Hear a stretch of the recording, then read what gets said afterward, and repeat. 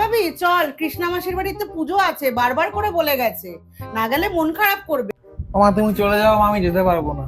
যেতে পারবো না আবার কি? এমন আনসোশ্যাল হয়ে যাচ্ছিস কেন? কোথাও বেরোবি না, যাবি না, কেউ ডাকলে উত্তর দিস না, কি যে বইয়ের মধ্যে মুখ গুজে পড়ে থাকিস। ইলেভেনে ওঠার পর থেকে মাথাটা আমার খারাপ হয়ে যাচ্ছে। এখন যাবি না, তোর কথা জিজ্ঞেস করবে না সবাই? লজ্জা আমি কি বলবো? সারাদিন আমার ছেলে পড়ে, আর এটা কি কেউ বিশ্বাস করবে? আমার স্কুলের এত প্রেশার থাকলে আমার কি করার আছে? এই যে এত বড় সামার ভ্যাকেশন দিয়েছে, তার মধ্যে এত পড়াও তো দিয়েছে। এরকম তো না যে আমি বন্ধুদের সঙ্গে যাচ্ছি, তোমার সঙ্গে যাচ্ছি না। তুমি কি দেখেছো যে আমি এই ভ্যাকেশনে আমার কোনো বন্ধুর সঙ্গে ঘুরতে গেছি? সেই জন্যই তো বলছি, বন্ধুদের সাথেই বা যাচ্ছিস না কেন? এরকম ঘরকুনো হয়ে গেলে না খুব মুশকিল বাবা। আমার ঘর কোনো না, শোনো তাহলে, সামার ভ্যাকেশনে এতগুলো প্রজেক্ট সব সাবজেক্টের, প্লাস তুমি বলছো নাকি আমাকে নাকি কম্পিটিটিভ এক্সাম দিতে হবে, তার preparation, plus holiday homework, plus এরকম ভাবে প্রজেক্ট করলে হবে না, ডেকোরেট করতে হবে, প্লাস এতগুলো বড় বড় প্রজেক্ট, 25 পাতা 30 পাতার প্রজেক্ট, কখন লিখবো, টাইমই পাচ্ছি না। প্লাস 11 স্কুলের পড়া, আর স্কুল খোলার পরে তো হাফ ইয়ারলি পরীক্ষা, এটা তুমি মেল পেয়েই গেছো নিশ্চয়ই। আর শুধু পরীক্ষা তো না, এখানে আমার পাসিং পার্সেন্টেজ, অ্যাটেন্ডেন্স সবই দেখা হবে।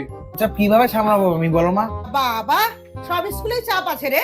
আর অনেক বাচ্চা আছে ইলেভেনে উঠেছে, সবাই পড়া করবে, প্রজেক্ট করবে, হাফ ইয়ারলি পরীক্ষা দেবে।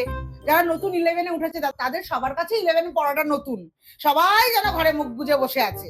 তুমি জিজ্ঞেস করে নাও, ম্যাক্সিমাম বাচ্চাদেরই এই অবস্থা। চল না, আমি তো তোকে কোনো কিছুতে চাপ দিচ্ছি না, যেরকম হবে হবে, চল তো। মা এখন তো তুমি চাপ দিচ্ছ না, কিন্তু যখন আমার রেজাল্ট বেরিয়েছিল তখন তুমি কি বলতে, যে কে আমার থেকে 0.5% বেশি পেয়েছে, কে কম্পিটিটিভ এক্সামে র্যাঙ্ক করেছে। আর এই কথাগুলো মনে করে তো আমার চাপ আরো বেড়ে যায়। বাবা, মা বাবারা ওরম একটু বলে, সারা বছর সমান তালে পর, পরীক্ষার আগে আর চাপ থাকবে না।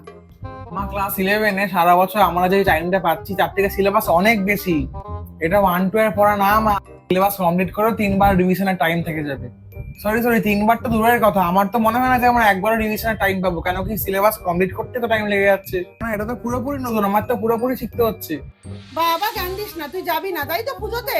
যেতে হবে না, আমি চলে যাচ্ছি। তোর মা তো কিছুই বোঝে না, আমার এখনো কত পড়া বাকি।